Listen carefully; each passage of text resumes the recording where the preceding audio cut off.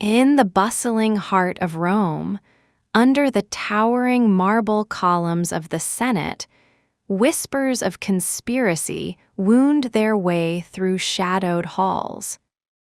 Senators in crimson-trimmed togas exchanged glances heavy with unspoken intent. Outside, the streets pulsed with the cries of merchants and soldiers, unaware that the fate of the Republic balanced on the edge of a single, dangerous decision yet to be made. Marcus Varro, a young senator of modest lineage, stood apart from the others, his eyes tracing the intricate patterns on the mosaic floor. Though inexperienced, he had been called to a secret gathering that night. A trusted friend had warned him, "In these chambers, words are sharper than swords." Marcus felt the weight of Rome pressing upon his shoulders, as though the city itself demanded his loyalty and his silence. The meeting took place after sundown in the dim atrium of Senator Cassius Aurelius, a man whose silver hair and careful speech masked his ruthless ambition. Torches flickered against marble walls, casting long shadows that seemed to lean in, eager to hear every word. Marcus listened as Cassius spoke of corruption, failed campaigns, and the need to restore Rome's strength, even if it meant breaking the laws they swore to protect. Outside, the Tiber rolled slowly under the moonlight, reflecting the restless heart of the city. Rome had expanded far beyond her borders, yet her strength was cracking from within.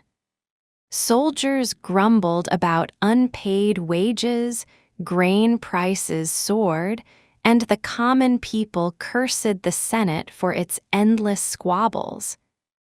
In taverns, rumors bloomed like wildfire. Someone would soon seize power, and the Republic would never be the same. Cassius's plan was bold too bold. He proposed to remove the current consul, Lucius Cato, a man beloved by the legions but despised by the Senate elite. "We cannot wait for the law," Cassius declared, his voice low but steady.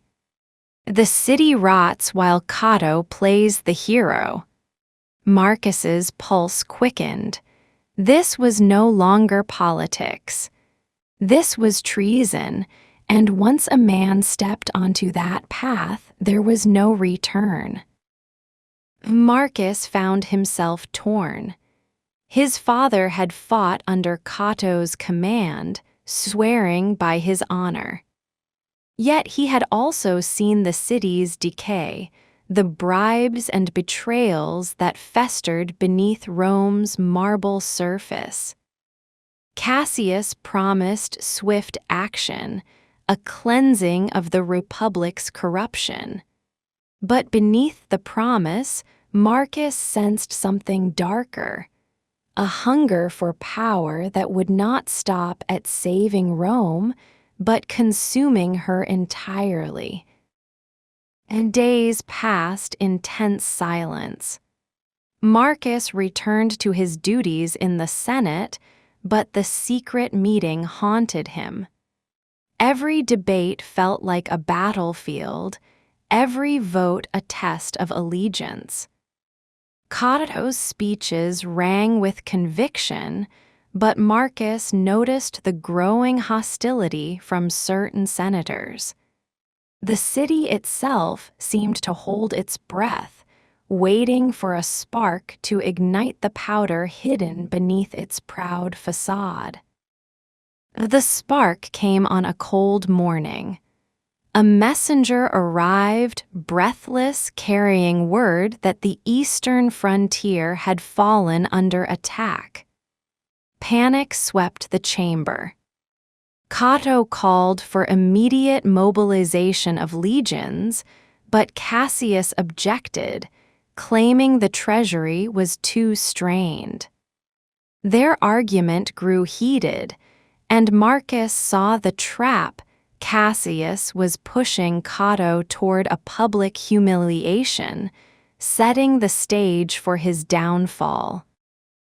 That night, Marcus walked the narrow streets alone, past bakeries shuttered early and temples where priests murmured prayers to indifferent gods. In a small alley, a cloaked figure approached him. It was Julia, Cato's daughter, her eyes sharp and searching. She spoke urgently. "You were at Cassius's house. I know what he plots. If you care for Rome, you must warn my father before it's too late." Marcus hesitated. To side with Cato meant making an enemy of Cassius, a man whose influence could ruin him. Yet Julia's words stirred something within him, a memory of his father returning from war, battered but proud, speaking of Cato's unwavering honor. That night, Marcus sat in his small study, staring at a blank parchment, knowing that one letter could change the fate of the Republic. In the days that followed, tensions snapped like a taut bowstring. Cato survived an assassination attempt while inspecting the city walls, an arrow loosed from the shadows. Whispers named Cassius, but proof was elusive. Marcus watched from the Senate floor as Cato's once steady voice began to tremble with frustration. The people still loved him, but fear was a poison, and it was spreading quickly. Marcus knew the final blow was near. He had received an anonymous warning. Cassius would accuse Cato of treason at the next session. Once condemned, Cato would be stripped of command and likely executed. In the dead of night, Marcus made his choice. He drafted a letter revealing Cassius's conspiracy, sealing it with his family crest, and sent it to Cato through a trusted courier. The Senate convened under heavy skies, the air thick with anticipation. Cassius stood, his voice smooth and venomous, painting Cato as a reckless warmonger. But before the vote could be called, Cato produced Marcus's letter. Gasps echoed through the chamber as the accusations turned back upon Cassius. Guards moved swiftly, seizing him before he could flee. The trap had closed, just not the way Cassius had planned. Cassius was tried and exiled, his estates seized by the state. Cato, though victorious, looked older, the strain of betrayal carved into his face. In private, he thanked Marcus, warning him that Rome would always have men like Cassius, and that vigilance was the true duty of a senator. Marcus understood then that saving the Republic was not a single act, but an endless, exhausting war. Years later, as Marcus watched a new generation of senators rise, he told his son the truth. Rome is eternal not because of its walls or legions, but because men fight every day to keep her from falling. His son listened wide-eyed, unaware that his father had once stood at the crossroads of betrayal and honor, and chosen the path that kept the republic breathing for a little longer.